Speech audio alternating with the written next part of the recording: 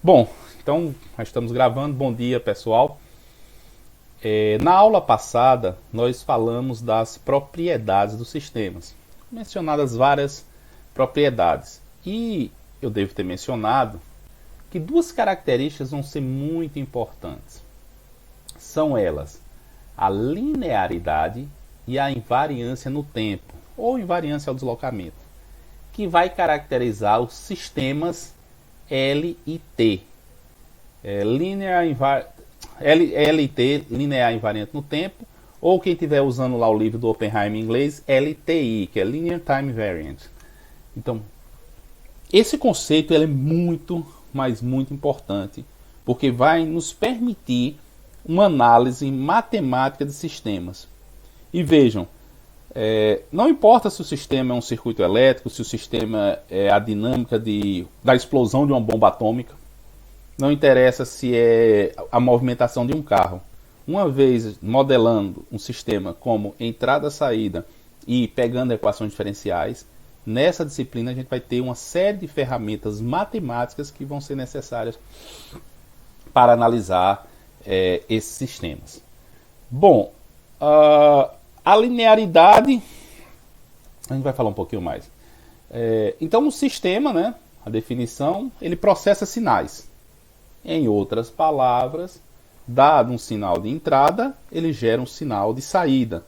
Então, por exemplo, a câmera do celular, que eu me lembrei agora, eu vou botar no silencioso, ela recebe um sinal de entrada, que é a luz refletida num determinado objeto. Faz a captação disso por um circuito CCD, alguma coisa do tipo.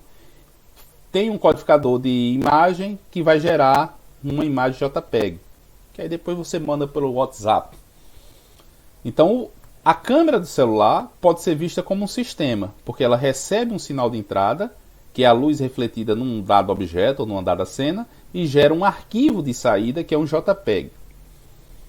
Por exemplo, podem ter outras codificações de sinal.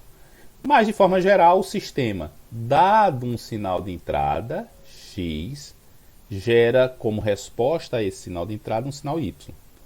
Aqui em cima o sinal é discreto, saída discreta. Sinal contínuo no tempo, saída contínua no tempo. E aqui nós temos dois exemplos. Um somador aqui que pega a amostra atual e soma com a amostra passada. Então esse sistema aqui, nitidamente, ele tem memória. E também podemos ver um integrador, né? Um capacitor funciona como um integrador no sistema elétrico. Então aqui temos dois exemplos de sistema.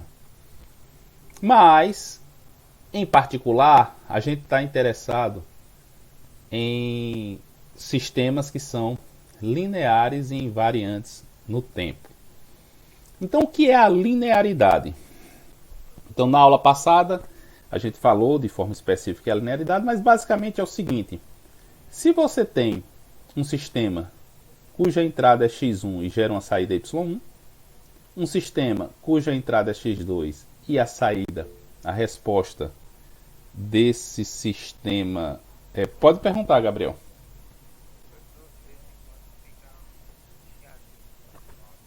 Deixa-me diminuir um... Perfeito. Deixa eu diminuir um pouco, acho que é o ganho do microfone. Verifica aí se vai melhorar. Eu reduzi o ganho. Mas obrigado pela observação. Bom, então vejam, a linearidade é quando você tem uma determinada entrada, gera uma saída. Uma entrada x2 gera uma saída y2. Quando você faz uma combinação linear das entradas, ou seja, ax1 mais bx2 de n, a saída é uma combinação linear das respostas individuais. Certo? Então, quando isso ocorre, o sistema é linear. Na aula passada, nós mencionamos o sistema linear é aquele que é aditivo. Quando você soma as entradas, a saída vai ser a soma das saídas individuais. E também é homogêneo. Você multiplica a entrada por uma constante, a saída ela é multiplicada pela mesma constante. Veja, um sistema linear propriamente dito, ele é muito difícil da gente garantir que o sistema é linear. Deixa eu me perguntar para vocês.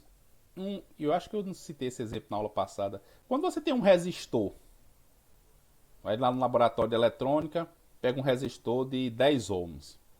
Se você aplica uma corrente de 1 mA, sendo entrada, qual vai ser a saída? A tensão nesse resistor. Vamos lá, entrada de 1 mA, resistor de 10 ohms. Se você aplica essa corrente no resistor, qual é a tensão de saída? Vamos lá, engenheiros eletricistas. Alguém respondeu aqui, que eu vou olhar. 10 milivolts, perfeito. 10 milivolts que é a tensão de saída. Tiago só errou a unidade aqui, mas sem problema, já respondeu. Participação é que é importante.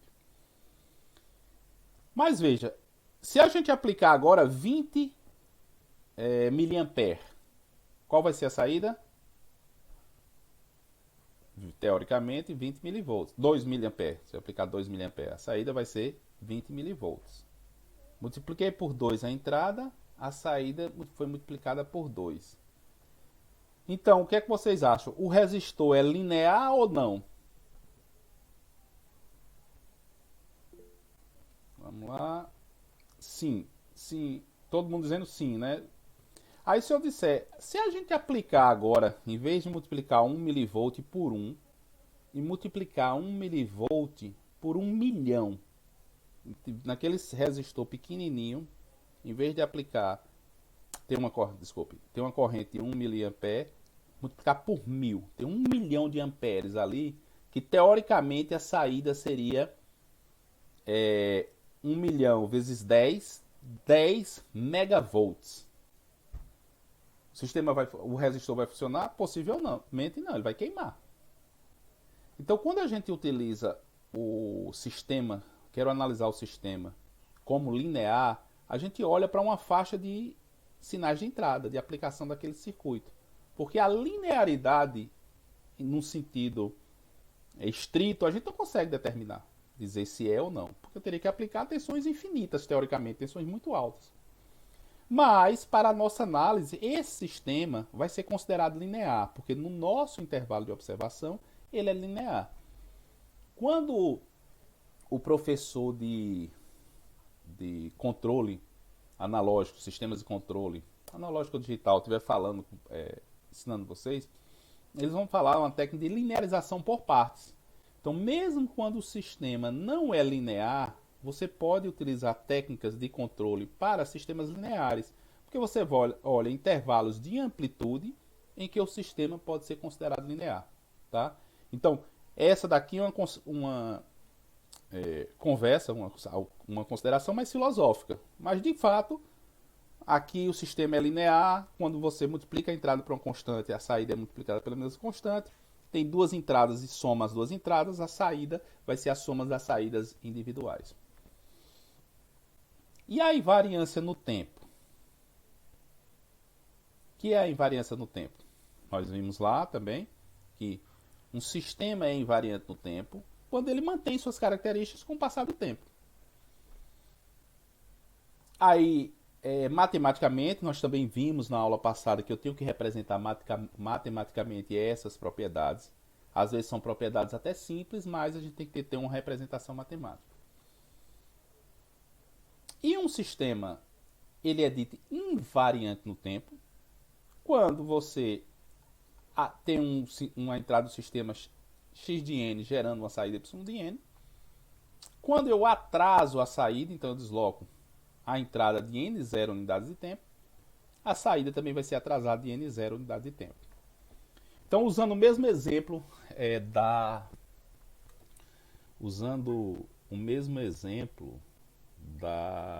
do circuito.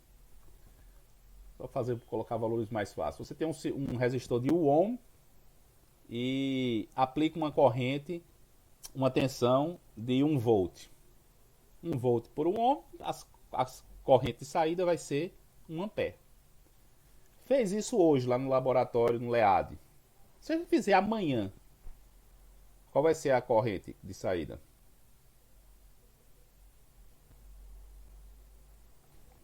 1 volt dividido por 1 ohm, 1 ampere. Então, o sistema não mudou suas características com o tempo. Então, na nossa análise, naquele intervalo de tempo específico, o sistema pode ser considerado invariante no tempo. Atrasou a entrada, a saída é atrasada da mesma forma. Falar em eletricidade, iluminação, luminotécnica, que é uma área da engenharia elétrica que projeta iluminações, de iluminação. Vocês vão ver isso em instalações industriais, certo? Então, tem-se várias técnicas para iluminar ambientes, levando em consideração tipos de luminárias, aplicações daquele ambiente. Ambiente de estudo tem uma iluminação diferente do ambiente de armazenamento, de venda, essas coisas. Dialux, eu tô aqui na dúvida aqui. Mas vamos lá. Acho que deve ser um software. Aqui, luminotécnica, eu estudei isso na minha graduação. Eu acho que foi em 1996. Então, o que eu aprendi lá, possivelmente, a gente fazia os projetos, pegava o livro do Hélio Creder para saber qual era a iluminação, quantos lumens deveria estar a 1 metro do solo para estudo. Se eu tinha uma loja, qual era a iluminação específica daquela loja. E por aí vai. Como se fazer iluminação em vias urbanas, quais eram os padrões da época. Mas o que eu quero dizer, assim, puxando para esse exemplo, é o seguinte: a gente sabe que uma lâmpada, qualquer que seja ela, perde eficiência luminosa com o passar do tempo. Então, uma lâmpada de LED, quando você compara uma lâmpada de LED nova com uma lâmpada de LED que já está há 3 ou 4 anos em uso, uma lâmpada incandescente que nem vende mais, mas quando ela é nova e depois que tem uso, vai decaindo. Então, claramente, a lâmpada ela é variante com o tempo. O desempenho dela vai caindo. Mas se a gente acende a lâmpada hoje e acende amanhã, a diferença entre luminosidade é muito pequena, que a gente pode considerar desprezível. Então, muito embora a lâmpada seja um sistema variante no tempo, eu posso considerar a lâmpada invariante no tempo se eu determinar qual é o tempo de observação. Então, por isso que as técnicas que vão ser usadas aqui, eu não vou fazer nem tanta restrição do sistema ser realmente linear e invariante no tempo. É suficiente para que as faixas de entrada que estão sendo analisadas e o intervalo de tempo que vai ser analisado, que ele seja considerado linear e invariante no tempo. Ficou claro essa discussão filosófica? Ficou claro? Pronto, beleza. Aqui o Ítalo falou de Dialux para ver a quantidade de lumens, né? Perfeito. Bom, então veja o seguinte. Aí a questão que a gente coloca aqui, já coloca a resposta embaixo. Como é que a gente calcula a resposta de um sistema linear e invariante no tempo a uma entrada arbitrária? Ou seja, eu tenho uma determinada entrada, qual vai ser a saída do sistema? Aí a resposta vai ser convolução. Então, a resposta, você tem uma entrada qualquer, a resposta desse sistema, a qualquer entrada arbitrária, vai ser a convolução, que é o que nós vamos definir agora. Então, veja, a gente vai representar os sistemas dessa forma. Você tem um sinal x de n, que é aplicado à entrada desse sistema, e gera um sinal de saída y de n. E aqui dentro eu vou escrever h de n, que é a resposta ao impulso do sistema. Então, você tem um impulso unitário, o delta de n, aplica a esse sistema. A saída é o h de n. Então, essa função, essa representação aqui, ela é chamada de resposta ao impulso. Nós vamos ver também que ela é chamada de função de transferência, quando falarmos de transformada de Fourier. E, dado que eu tenho o sinal de entrada e a resposta ao impulso do sistema, a saída vai ser a convolução. Então, x de n convoluído com h de n. Então, a operação de convolução ela vai ser identificada com um asterisco. E a leitura que a gente faz dessa expressão é x de n convoluído com h de n. Que operação matemática é essa? É você fazer um somatório com K, variando de menos infinito a mais infinito, do x de K vezes o h de n menos K. Então o que é que a gente observa daqui para cá? Olha, aqui houve apenas uma mudança de variável, de x de n para x de K. E aqui, além da mudança de variável, a variável independente aqui nesse somatório é K, você tem um deslocamento de n unidades de tempo e menos K. Menos K é o... Eita, vou voltar aqui para mim. O menos K é o escalonamento, né? Ou seja, a inversão no tempo. Então você desloca de n e escalona. Faz a reversão no tempo.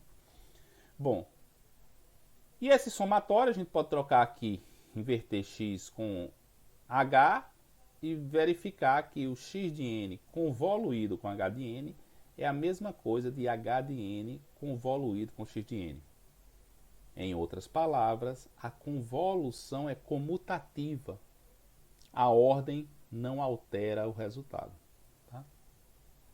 Isso aqui a gente vai demonstrar mais à frente, porque isso é verdade, e fazer uma série de exemplos. Então veja, se a gente... E essa expressão aqui também é chamada de soma de convolução. Tá?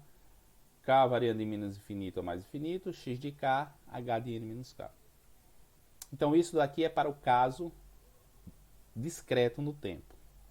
Para o caso contínuo, a gente vai ter uma análise bem parecida. Então, no caso contínuo, a gente identifica como x de t, vai adentrar um sistema cuja resposta ao impulso é h de t e gera o y de t. Então, quando a gente sai de um somatório discreto e passa para um somatório contínuo, é você chegar no integral. A gente vai verificar como é que se chega a essa integral também, mais à frente, quando estiver provando isso. Mas de forma direta, se a gente observar para essa expressão e essa outra, ó, o y de t aqui é a integral de menos infinito a mais infinito, do x de tal, h de t menos tal, com a variável independente sendo tal. Então a integração é feita em d tal. Mais uma vez é comutativa, você pode trocar x com h aqui, mas o fato é que a saída y de t, a resposta ao sistema, vai ser a convolução do sinal de entrada com a resposta ao impulso. Lembrando que agora esse h de t é a resposta ao impulso do delta de Dirac, ou seja, um impulso unitário, no caso contínuo. E da mesma forma, a convolução, no caso contínuo, ela também é comutativa. Tanto faz você fazer x de t convoluído com h de t, quanto h de t convoluído com x de t. Então vamos fazer a prova primeiro para o caso discreto. Certo? Primeiro para o caso discreto. Bom, a gente falou que o h de n é a resposta ao impulso. Certo? H de n, você tem um sistema aqui indicado por esse quadrado, retângulo aliás. Entrou o sinal, aplicou-se à entrada do sistema o delta de n, o impulso unitário no caso discreto. A resposta do sistema vai ser h de n, porque h de n é a sua resposta ao impulso. Bom, se o sistema é linear e invariante no tempo, o que é que acontece quando você multiplica o sinal de entrada por uma constante alfa? Quando o sistema é linear e invariante no tempo, o que é que acontece com a saída quando você multiplica a entrada por uma constante alfa? É multiplicada pela mesma constante alfa. Então, se a saída é multiplicada por alfa, a entrada é multiplicada por alfa, a saída vai ser multiplicada por alfa. E se você provoca um deslocamento na entrada de k unidades aqui, a saída vai ser deslocada por k unidade. Então, o que é que a gente tem? Que se a entrada do sistema é um impulso deslocado vezes uma constante. A saída vai ser a resposta ao impulso deslocada vezes a mesma constante. Bom, agora considere um sinal x de n qualquer arbitrário, né? Sinal x de n arbitrário. Então aqui é o sinal x de n. X de em menos 3 ele vale x de menos 3, x de menos 2, x de menos 1, x de 0 e por aí vai. Como é que eu posso escrever esse sinal x de n como uma soma de impulsos deslocados?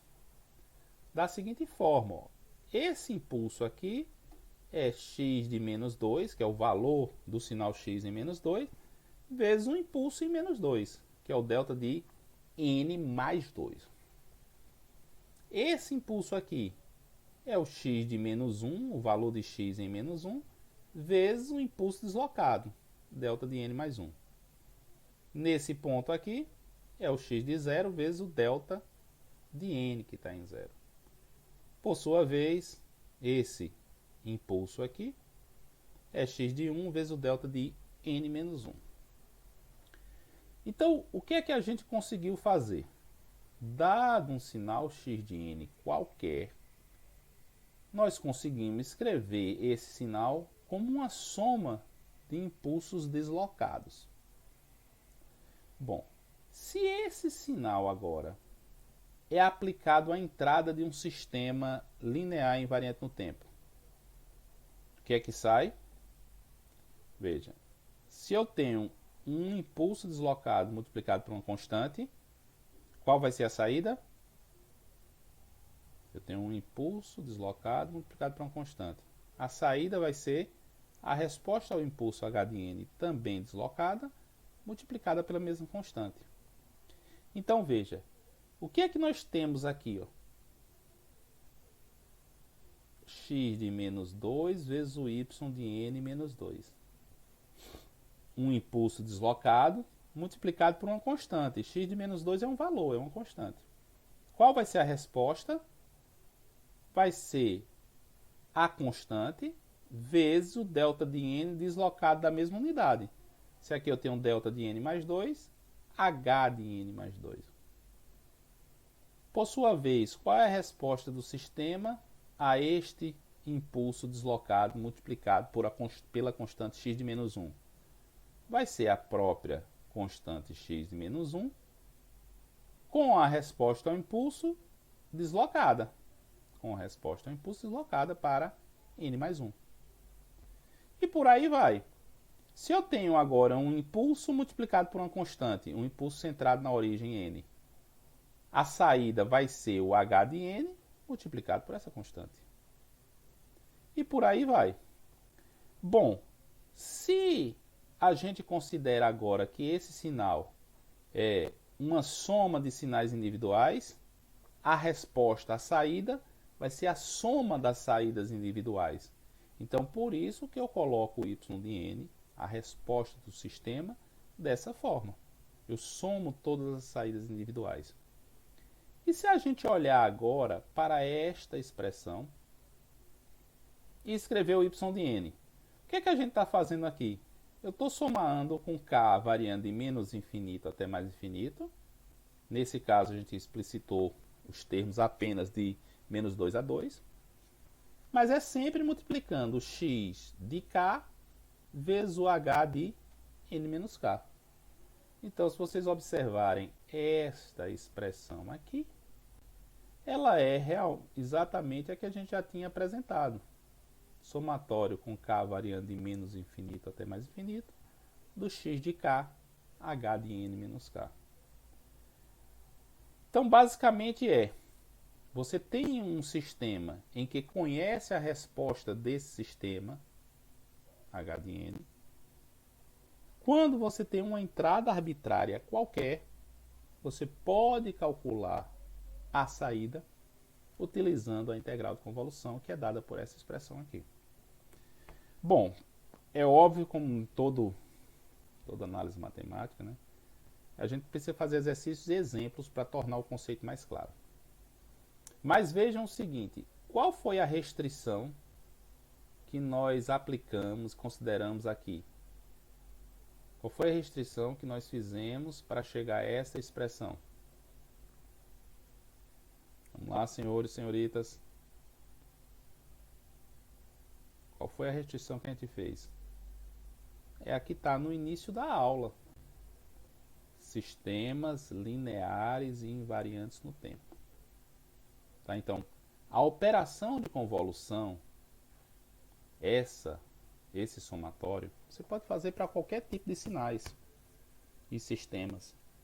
Mas ele só vai relacionar a saída de um sistema quando a sua entrada, se o sistema for linear e invariante no tempo. Tá?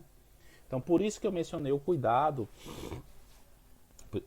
Por isso que eu mencionei o cuidado para vocês terem quando forem considerar o sinal de entrada. O sistema tem que ser considerado linear e invariante do tempo naquelas condições. Se não for, isso não vai ser válido. Bom, então vamos fazer um exemplo aqui. Primeiro exemplo. Se eu tiver aqui o sinal H de N dado por 3 amostras unitárias em 0, 1 e 2. E tivermos também o sinal X de N, em que tem apenas 2 amostras não nulas. Em 0 ele vale meio e em 1 ele vale 2. Qual é a convolução entre esses dois sinais? Tá? Só um exemplo aqui. Veja, olha, eu posso filtrar um sinal de voz após a digitalização. Ele é uma sequência de amostras. Então você pode filtrar, então pode processar esse sinal num sistema HDN, que vai ser o filtro, para tirar componentes de frequência, remover ruído, entre outros. Tá? Então, esses seriam sinais que na prática nós utilizaríamos. Né? Mas vamos verificar aqui, nessas condições em que esse sinal de baixo é o X de N e a resposta ao impulso está aqui em cima, qual é a convolução entre esses dois sinais? Então o Y de N, a fórmula que a gente já deduziu, ela é dada por K variando de menos infinito até mais infinito, do X de K vezes H de N menos K. Observem o seguinte, K varia de menos infinito a mais infinito. No entanto, o X de K ele só é não nulo para K igual a 0 e K igual a 1. Porque observe, o X de K é o X de N, trocando a variável independente de N por K. Então eu tenho apenas dois termos, K igual a 0 e K igual a 1, em que o X de K é não nulo. Bom, para K, então esse somatório que inicialmente é de menos infinito a mais infinito, para esse sinal específico vai ser um somatório apenas com duas parcelas, K igual a 0, K igual a 1. Do X de K, H de N menos K. Quando K é 0, você tem X de 0 vezes o H de N menos 0, que é N. Mais, quando K é 1, X de 1 vezes o H de N menos 1. Tá aqui. Então eu já tenho uma expressão para o Y de N. O Y de N é X de 0 vezes o H de N mais X de 1 vezes o H deslocado de 1 unidade. Substituindo aqui os valores de X de 0. Deixa eu ver se eu pego aqui. Deixa eu diminuir um pouco aqui. Substituindo os valores de X de 0, que nós vimos que é meio, e X de 1, que é 2, o Y de N vai ser 0,5 vezes o H de N, mais 2 vezes o H de N menos 1. E aqui a gente vai fazer os dois grafos. Quem é... Peraí. Aqui, pronto. Quem é 0,5 vezes H de N? É o H de N multiplicado por 0,5. Então, se ele tinha amplitude unitária de 0 a 2, multiplicou por 0,5, ele tem amplitude agora meio de 0 a 2. Então esse sinal aqui está ilustrado nesse gráfico. Diga. Está congelado a imagem? Voltou ao normal, né? Veja o seguinte, Gabriel, obrigado pela observação, eu vou retornar e dar uma explicada, mas como a minha gravação é local, então a gente vai ter tudo direitinho. Depois eu disponibilizo para vocês. Mas obrigado. Então voltando para cá, ó, você tem o 0,5 H de N, que vai ser o sinal H de N multiplicado por meio. Então se o H de N ele é 1 entre 0 e 2, ele vai passar a ser meio entre 0 e 2. Então esse sinal aqui, ó, é o 0,5 H de N. E quem é o 2H de N menos 1? Então você tem o H de N, você tem que deslocá-lo. Então H de N menos 1 é um atraso de uma unidade. Então esse sinal, quando atrasa a unidade, ele passa a ser um sinal de 1 até 3. E vai multiplicar por 2. Então você atrasa de uma unidade, ele fica um sinal de 1 até 3. E multiplica por 2. Então se o sinal H de N era 1, tinha amplitude 1, quando você multiplica por 2, ele vai ter amplitude 2 nas amostras de 1 até 3, porque houve um atraso. Bom, agora o que a gente vai fazer? O y de n é a soma desse sinal com esse outro. A soma do asterisco aqui com 2 asteriscos. Então eu vou ficar com esse sinal aqui mais esse outro. Quando eu somo dois sinais, a gente vai somar amostra a amostra. Então você vai somar esse sinal de cima com esse sinal de baixo. O que é que acontece?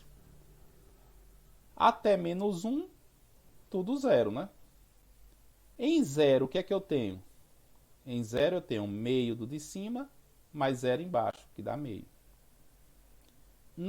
Em n igual a 1, o que é que nós temos? Meio em cima e 2 embaixo, o resultado é 2,5. N igual a 2, meio em cima mais 2 embaixo, 2,5. N igual a 3, eu tenho 0 em cima mais 2 embaixo, 2. E a partir de n igual a 4, os dois sinais, tanto esse de cima quanto de baixo, são nulos, então eu tenho 0. Então o y de n, ó, está aqui. É meio, 2,5, 2,5, 2. Então observe, a convolução desses dois sinais está aqui. E aqui a gente vai fazer uma observação adicional, certo? Eu deixei uma página só para verificar. P. Vamos fazer aqui. O exemplo que nós fizemos está aqui. Só para mostrar isso. Vejam o seguinte aqui. Aqui eu diminuo um pouco a letra, depois eu aumento.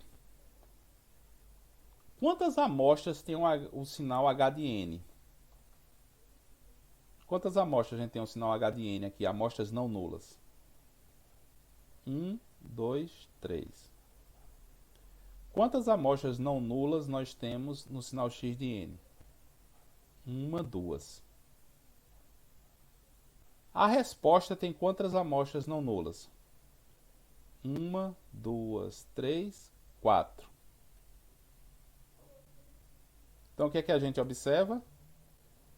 Eu tenho um sinal com 3 amostras, o outro com 2.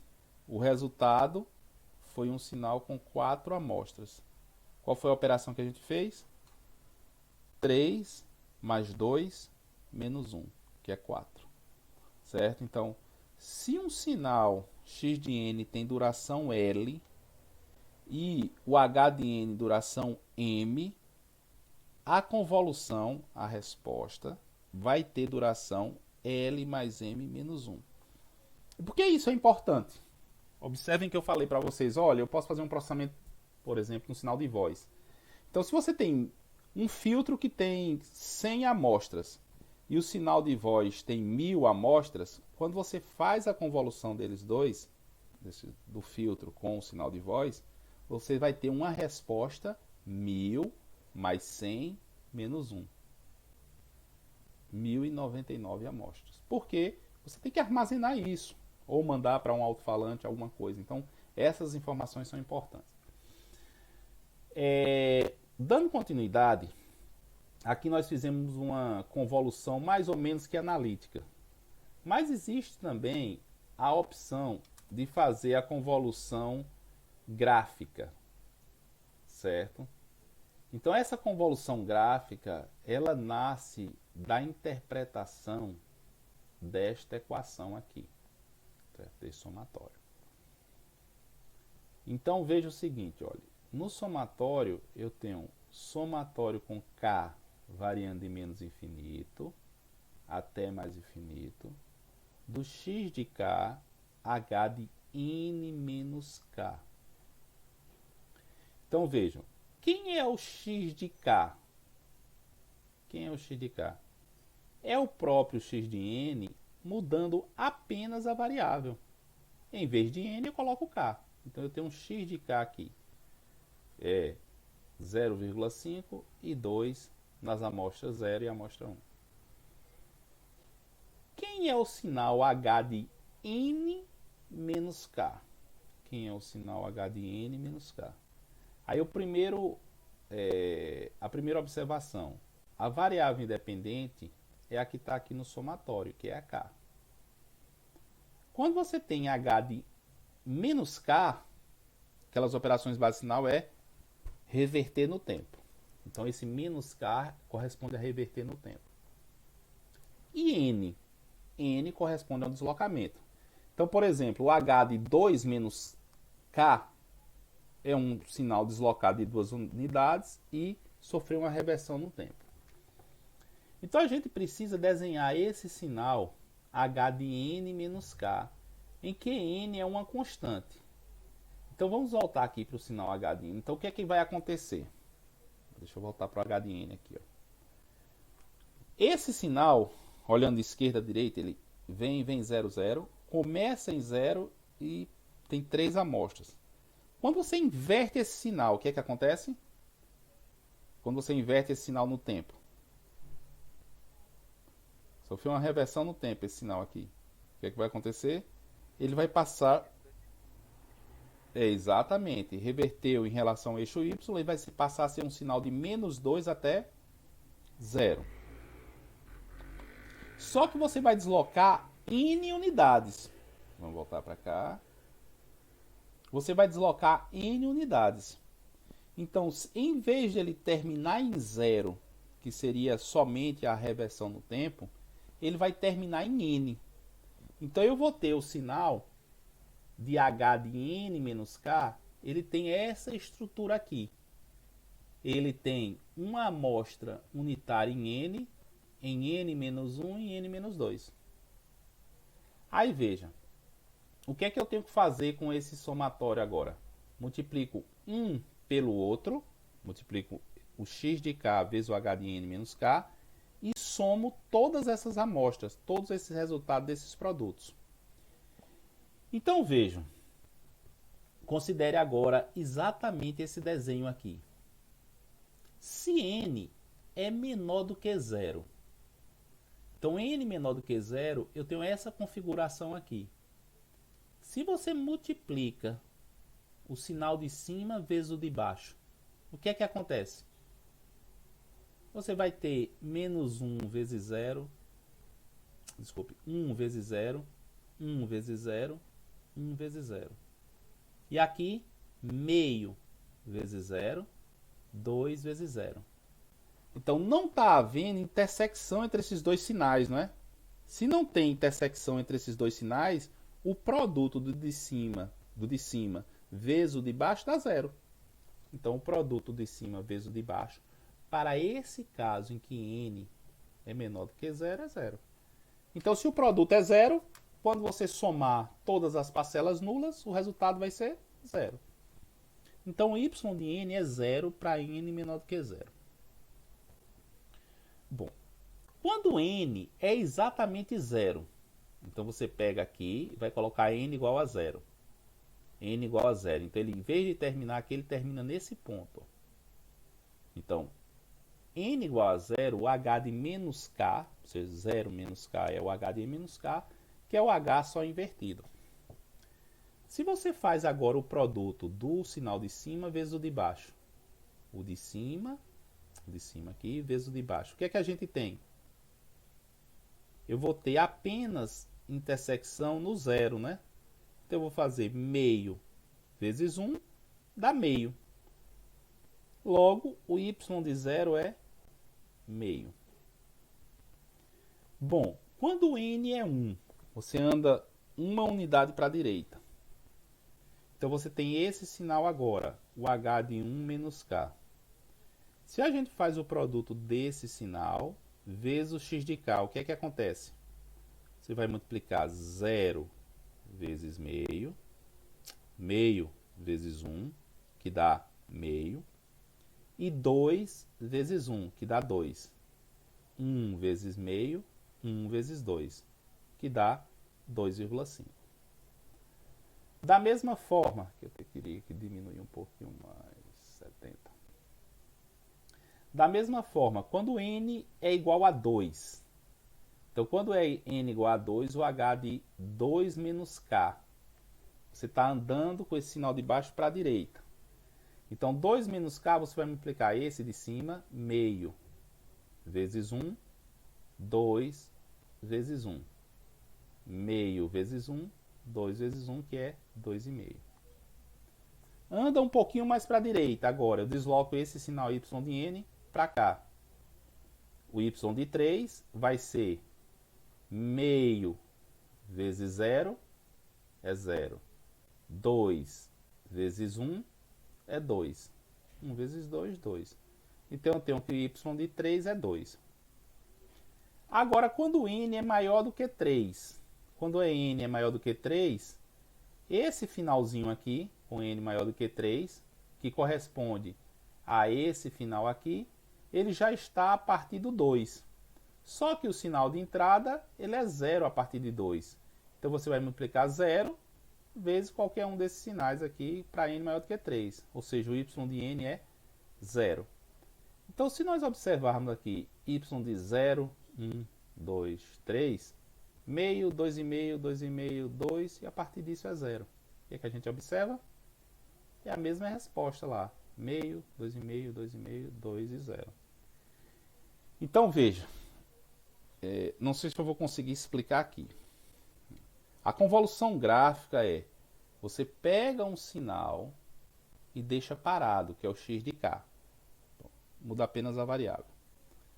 O outro sinal, o h, você inverte e desloca para todo o n, certo? Porque aqui, como o k vai variar de menos infinito a mais infinito, e aqui o y de n você quer saber de menos infinito a mais infinito, então para todo n você varia.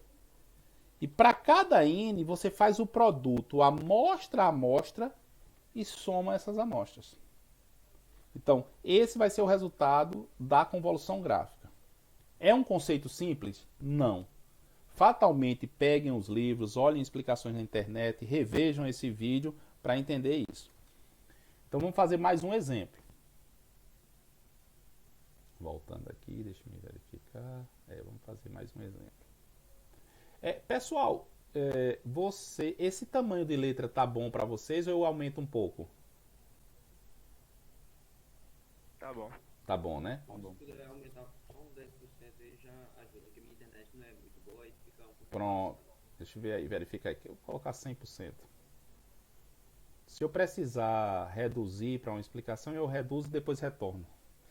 Melhorou? Quem reclamou, melhorou agora? Melhorou. Pronto. Obrigado. Vamos lá. Outro exemplo. Convolução é de dois sinais agora. Não mais explicitando as amostras, mas colocando expressões para ele.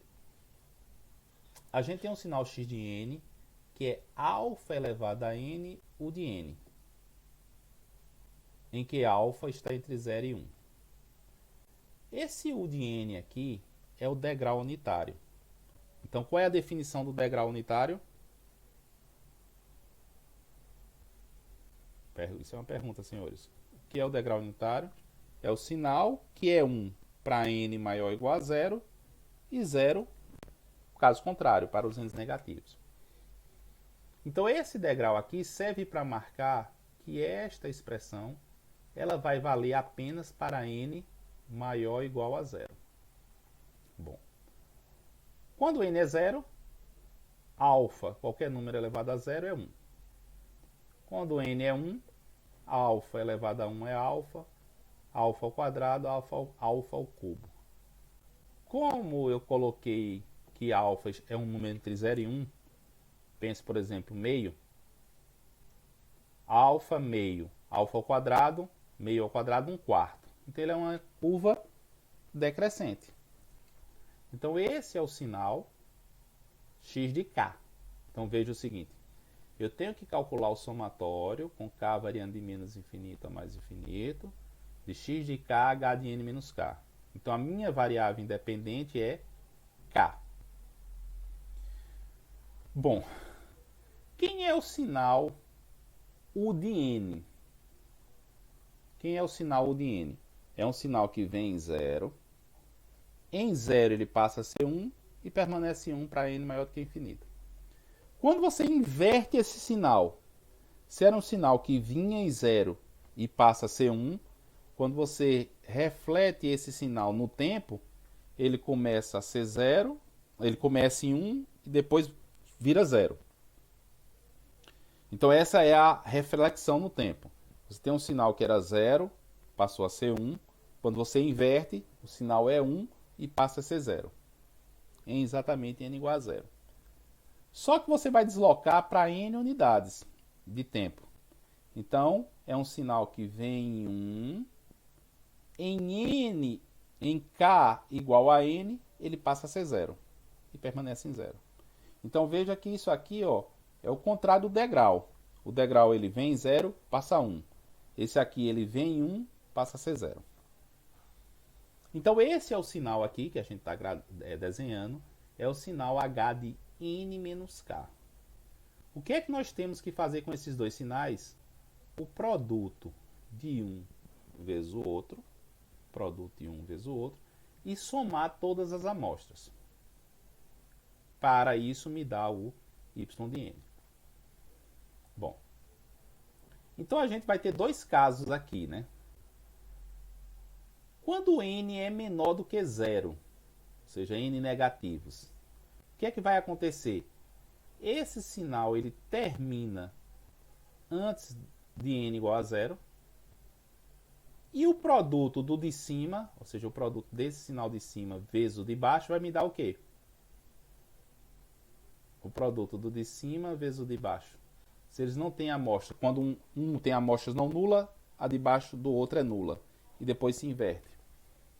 O produto desse sinal vezes esse de baixo, ó, para n menor do que 0, é 0.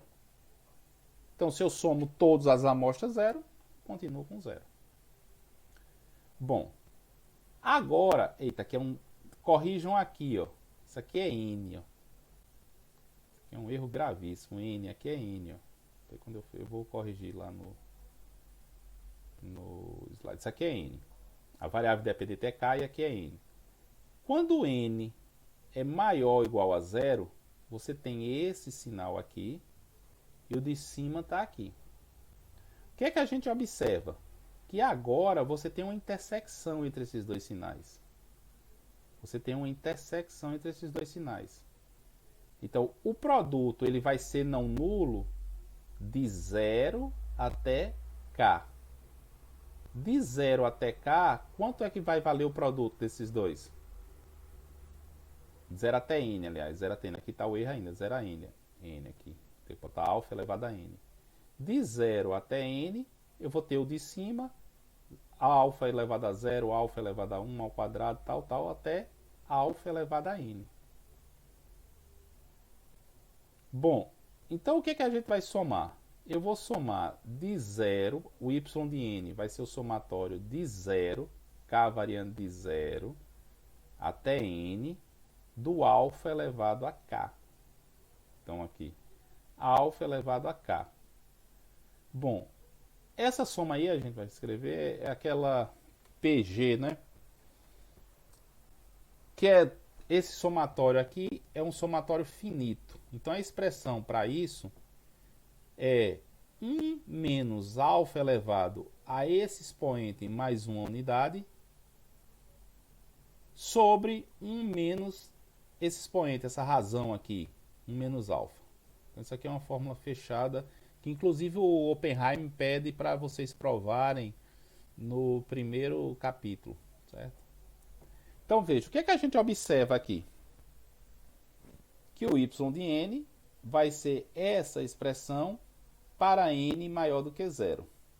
Aí aqui a gente pode testar, fazer alguns desenhos, mas veja o seguinte. Quando n tende a infinito, alfa elevado a n mais 1 tende a quanto? Quando n tende a infinito, alfa elevado a n mais 1 tende a quanto? Lembrando que alfa é um número entre 0 e 1. 1 meio elevado a infinito dá quanto? 0,5 elevado a infinito. 0,5 vezes 0,5 vezes 0,5. Alguém respondeu aqui. 0. Pronto, tende a 0. Certo? Então, esse termo tende a 0. Então, quando o n vai crescendo, dado que esse termo aqui tende a 0, o y de n vai tender a 1 sobre 1 menos alfa. Então, esse é o gráfico. Vamos continuar para fazer mais um exemplo aqui. Isso não é trivial. Vou fazer um parênteses aqui, olha. Convolução não é trivial. Vocês têm que ler, vão rever essa aula, pegar livros e fazer exercícios. Não tem como não aprender dessa forma. Bom, aqui vamos resolver um exercício da nossa lista, que é o exercício número 42. Em que ele dá um sinal x de n igual a u de n mais 2 menos u de n menos 3 vezes módulo de n mais 1. E o h de n é o delta de n mais 2 menos o delta de n menos 3. Bom, a gente pode desenhar os dois sinais, né? Desenhar os dois sinais. Quem é o h de n? É um delta positivo em menos 2 e um delta negativo em mais 2, né? Mais 2.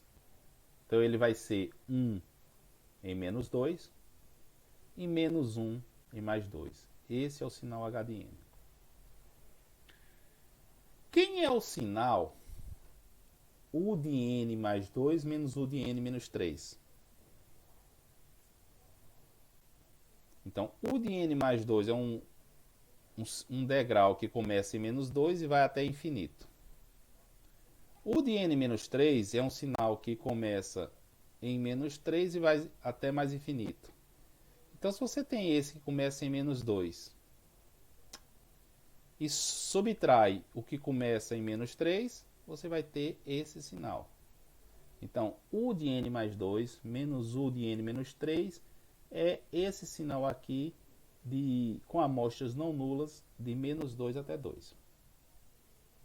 Bom, mas o x de n não é isso. É esse sinal vezes o módulo de n mais 1. Então, veja. Quanto é o módulo de 2? Menos 2, 2. 2 mais 1, 3. Então, 3 nesse ponto. Módulo de 1. Menos 1 é 1, mais 1, 2.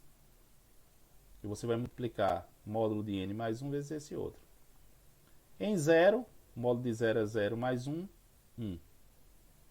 Como eu tenho uma função modular aqui, ela é simétrica em relação ao eixo y. Vejam o seguinte. Para que serviu essa porção aqui?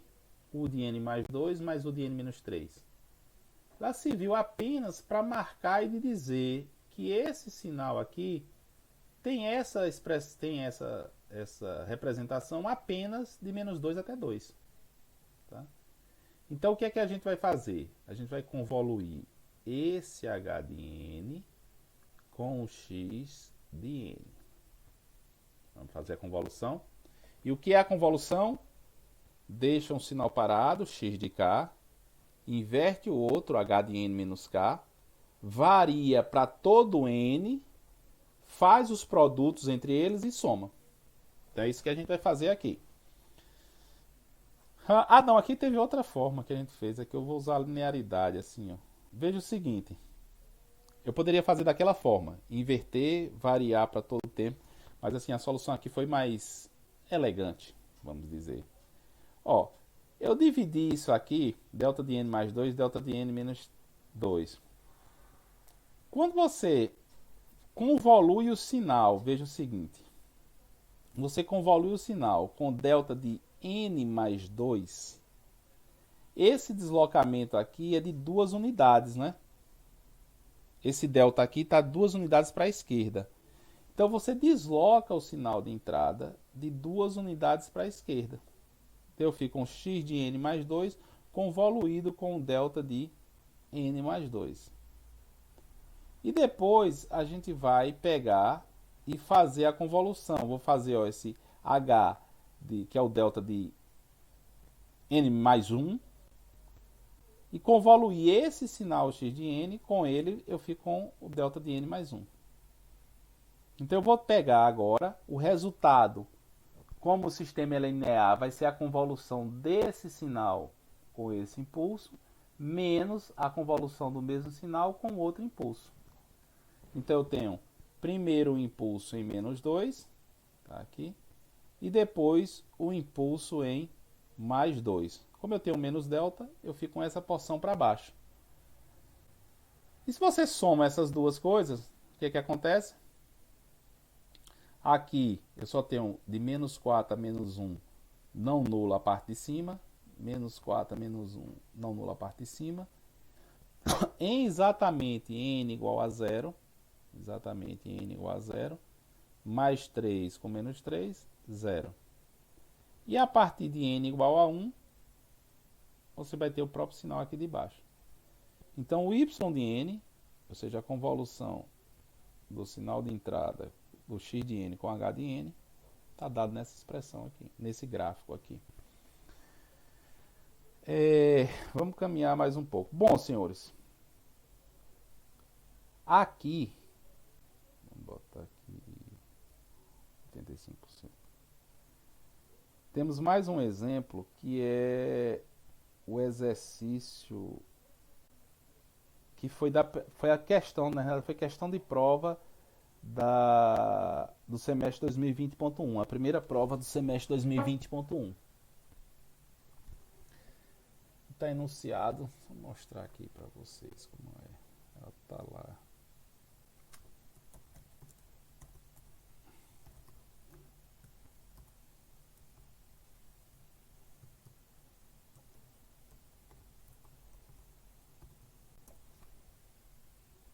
Aqui ela.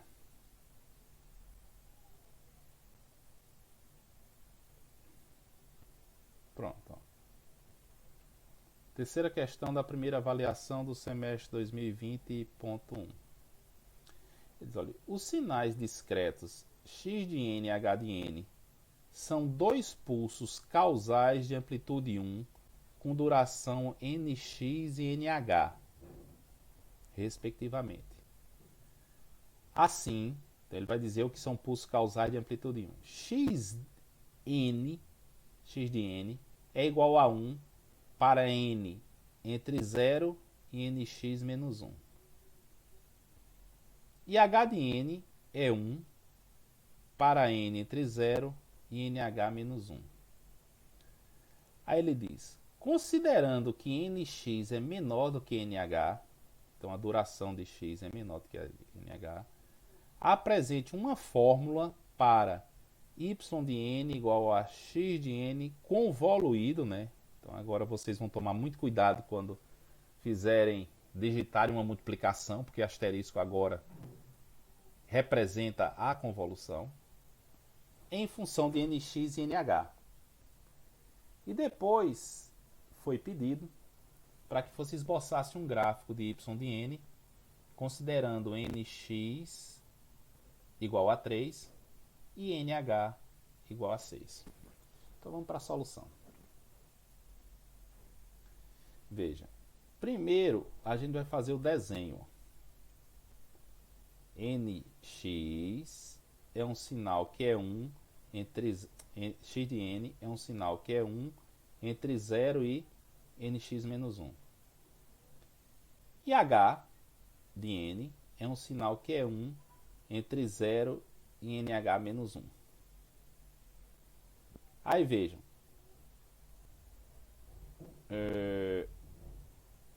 Considerar nx menor que nh.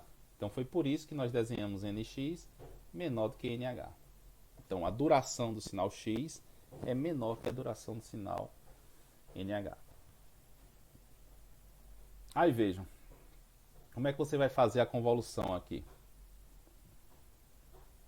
É por isso que vocês vão ter que... Isso aqui foi um exercício de prova que a gente espera que vocês já tivessem estudado mais, né? Tem que deixar um sinal parado. Então, por exemplo, esse sinal aqui fica parado. Pá. E inverte o outro. Então você... como é comutativo, tanto faz inverter um como o outro. Então eu posso deixar, por exemplo, esse de baixo aqui parado e inverter o de cima. Inverter de cima.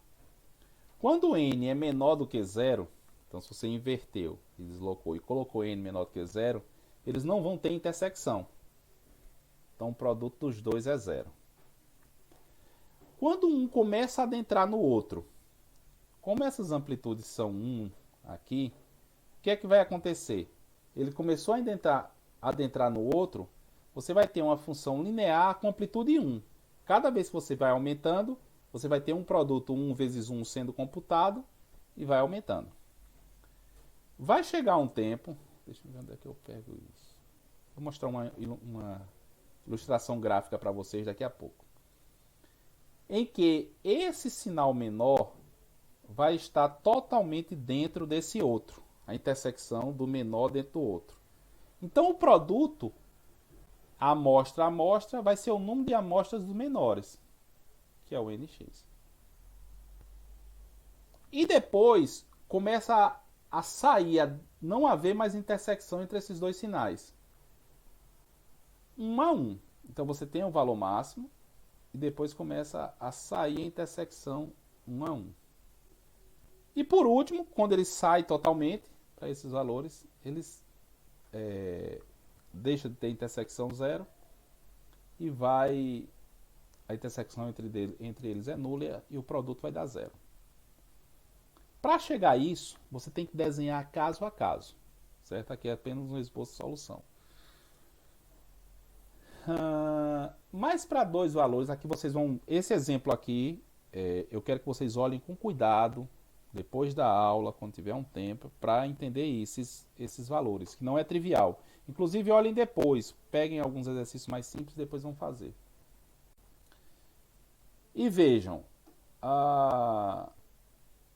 se eu tiver nx igual a 3 e nh igual a 8, 3 mais 6, 9, menos 1, 8.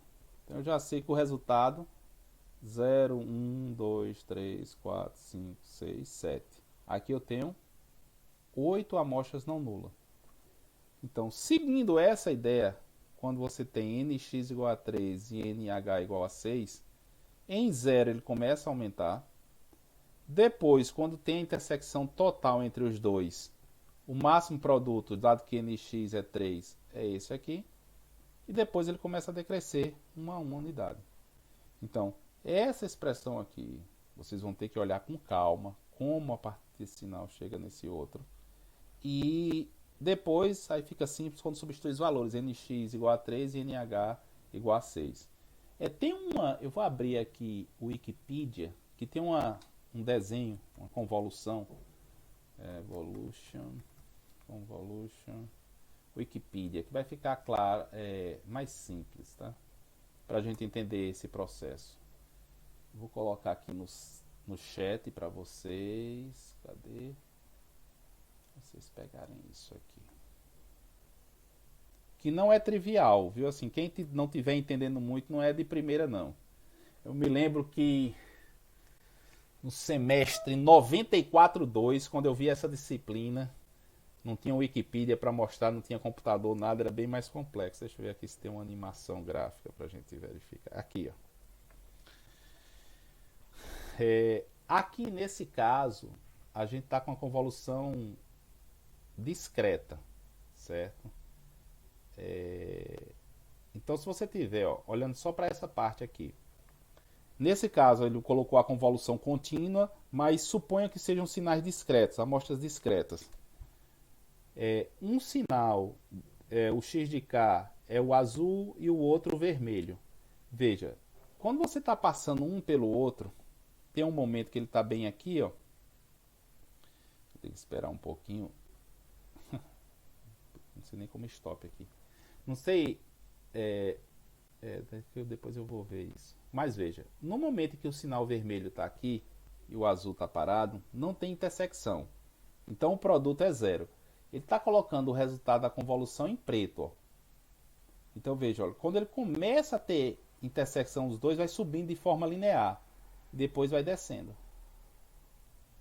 Tá? Então utilizem isso também para entender essa visualização, de parar um e movimentar o outro, fazer o produto um a outro. No caso aqui, como a gente tem uma convolução contínua, em vez de ele ter o somatório, ele tem uma integral, e a integral é um cálculo de área. Deixa eu ver se eu tenho no Wikipedia convolution, discrete convolution.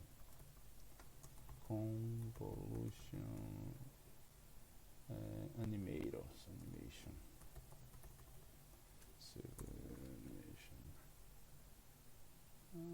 Deixa eu ver aqui, eu tenho alguma coisa no...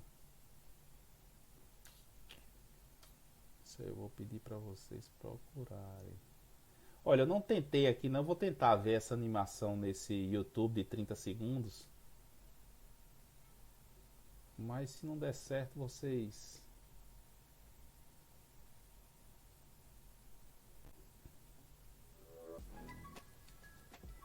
Bluefree. Deixa eu verificar aqui. Se ele consegue fazer. Não, tá muito ruim. Deixa eu fazer isso não. Isso aqui é contínuo. Na sala de aula é mais fácil representar isso aí. Bom, senhores. Então, de fato, o que é que vocês vão ter que fazer? Rever essa aula, ler as notas de aulas, pegar o livro, começar a fazer esses exercícios, verificar que tem a convolução gráfica, a convolução analítica e resolver exercícios. Alguns alunos me pediram para resolver mais exercícios, mas vejam, eu vou fazer isso na última aula antes da prova. E basicamente o que eu vou fazer é pegar todas as provas anteriores, pelo menos todas não, algumas delas, e mostrar a resolução, que englobam todo o assunto. Então, se vocês estiverem com dúvidas sobre o assunto em si, você tem a lista de exercícios que pode ser resolvida, mas vejam também, caso surjam dúvidas, muitas das questões que estão na lista de exercício, elas foram questões de prova anteriores. Então, possivelmente vai ter uma resposta, se não igual ou uma questão bem parecida, nas provas resolvidas. Bom, senhores, então, dito isso, vamos para fazer a chamada para prestigiar os que vieram, né? Siga.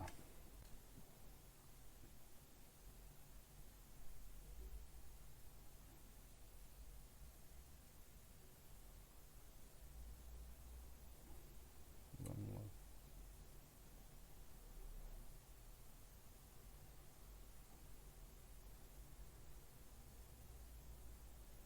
Vocês me escutam? Olha, eu, assim, como comigo as coisas são bem abertas, eu vou fazer logo uma queixa com vocês. Aqui no SIGA a gente tem essa opção de relatório de ações. Então a gente clica aqui. Aí verifica a movimentação de vocês com acesso a material que foi postado, o que fez, ó, tá vendo? O material que baixou, tudo. E a reclamação vai ser direta e puxão de orelha mesmo. Eu estou achando vocês muito apáticos. Ou seja, para uma turma de 30 alunos, eu estou percebendo que vocês estão acessando pouco o sistema, baixam pouco as aulas, demoram a responder as perguntas. Então, essa disciplina, vocês têm que. Toda aula, temos 2 dias por semana. Vocês têm que reservar pelo menos 2 horas para assistir às aulas. 2 horas para assistir às aulas. E pelo menos mais umas 2 horas para ler com maior profundidade os assuntos e resolver exercícios. Porque senão vai chegar de forma muito titubeante na prova sem a assimilação dos conceitos. Certo? E essa disciplina, ela também ela é muito encadeada. Então, quando nós estivermos falando da segunda unidade, nós vamos fazer muita referência ao que foi visto na primeira. Quando nós estivermos na terceira, vamos fazer referência à segunda. Na quarta, a gente vai fazer referência às outras 3 unidades. Tá? Então, se concentre. Nossa prova está marcada para quando? Deixa eu verificar. Está quando nossa prova? Sei lá. Mas está próximo. A gente tem mais duas aulas e a prova. E não será adiada. Então comecem a estudar. Vamos lá. Fazer a chamada aqui. Falta em todo mundo. Adna Callery. Tá aí? Presente. Albert.